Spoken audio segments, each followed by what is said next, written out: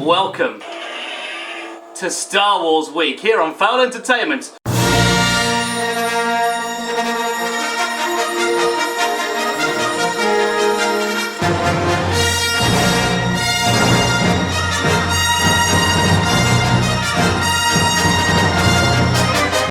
This is our first video of 7 for the week leading up to the release of Star Wars The Force Awakens. This video is all about the prequels and some of the bare bits of the prequels. Hence our lovely set dressing here. This is really loud. The Star Wars prequels were pitched as our Star Wars trilogy.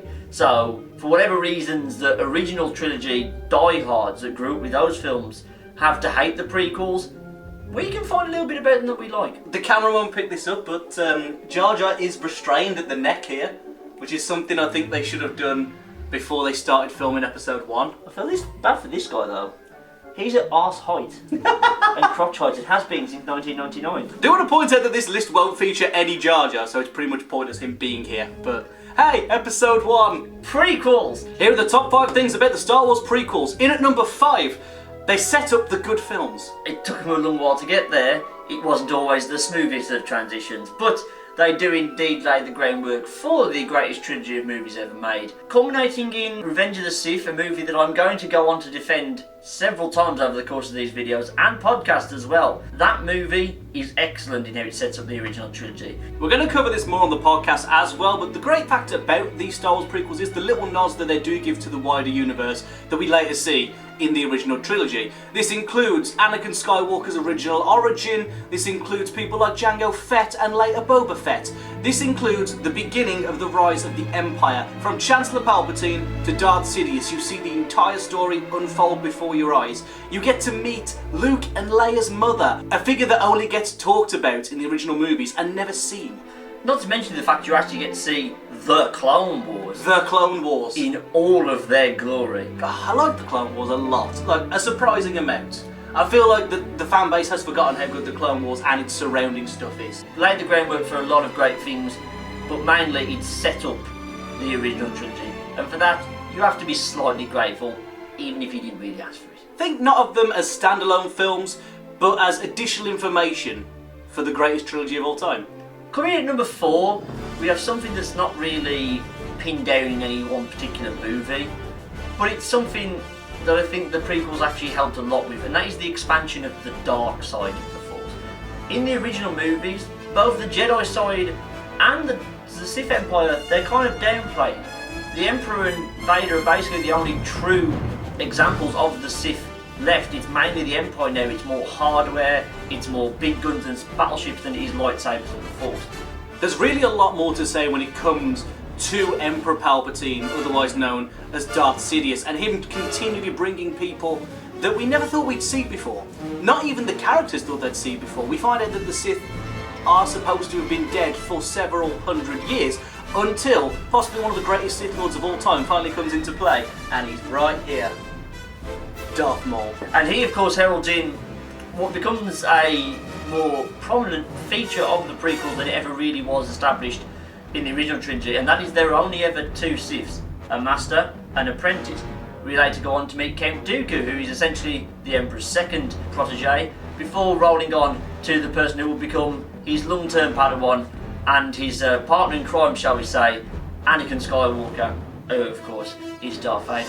And let's not forget, this isn't just the Sith Lords, it's the Empire that they create around them, originally shown in episode 1 with the Trade Federation.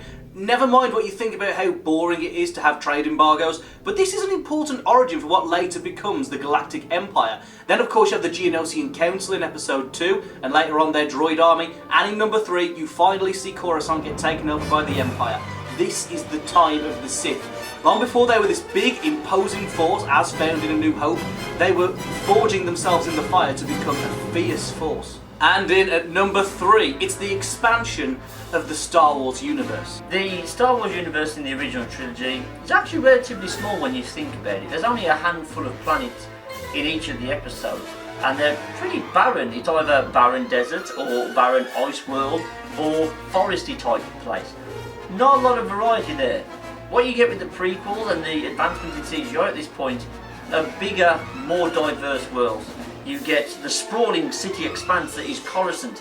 you get the regal beauty of Naboo and Theed, and you get the brutal, hellish landscape of Mustafar. Let's not forget as well that there are smaller planets with smaller locales that do serve incredibly well into the plot. I'm talking of places like Kamino. We're only really there for one scene, but it's an important scene where we see the formation of the clone army for what is essentially that giant water planet from Interstellar, but cooler. Infinitely cooler. And that's what you think you have to thank the prequels for. If you've ever enjoyed a Star Wars video game, chances are you're enjoying it because of a lot of expansion that the prequels brought. Plus, the expansion of things like the Jedi. We only had 3 in the original trilogy, now there's hundreds of them. Hundreds. There's an entire council of these guys now. And for that, we thank you, prequel trilogies. You may not have had the highest quality, but your scope was amazing. Still kind of feels like a backhanded compliment though, right? Yeah. Coming in at our second spot, we want to talk about something that was actually really good in the originals, and actually was one of the few things to carry through its momentum uninterrupted into the prequel trilogy, and that of course is the music of the genius that is John Williams. This score defines these 3 movies. I say that because the Duel of the Fates, which is the main track from Star Wars Episode 1, with the fight between Darth Maul, Obi-Wan Kenobi and Qui-Gon Jinn, that music has now been used in so many different things because it's such an iconic, well-known and generally beautifully arranged piece. This is probably only rivaled by a track from Star Wars Episode 3 titled Anakin vs Obi-Wan, and this is a wonderful piece of music that encompasses other elements and motifs from several other Star Wars songs, including the Imperial March, the main theme, the theme of Naboo. It's just a wonderful theme, all orchestrated together to convey this more than powerful moment and probably one of the most important in Star Wars history. You can pick holes in pretty much everything in the prequel trilogies. Even the stuff I like, I know is a tad flawed. There is nothing wrong with the music in this one, and for that, we thank you, John Williams. God only knows what's coming in the next 3 movies, but I guarantee the music's still going to be top notch. I'm probably going to cry. And finally, in at our top spot on the top 5 things that are great about the prequels, we have lightsaber battles. Well timed, Michael. Well timed. There is no greater thing than the improved choreography about the Star Wars prequels. It's what made Episode 1 redeemable, it's what gave Episode 2 one of the best fights of the entire series, and of course the climactic moment in Episode 3 where Anakin finally goes toe-to-toe with Obi-Wan is only that much better because of the intense choreography of these films. This is the one thing I don't think can be argued about the prequels, especially with the original trilogy versus the prequels. Because, let's look at the facts. Obi-Wan versus Vader, incredibly slow in Episode 4. Yes, the fight between Luke Skywalker and Darth Vader is very important and very full of gravitas, but it's not exactly a spectacle for the eyes, is it?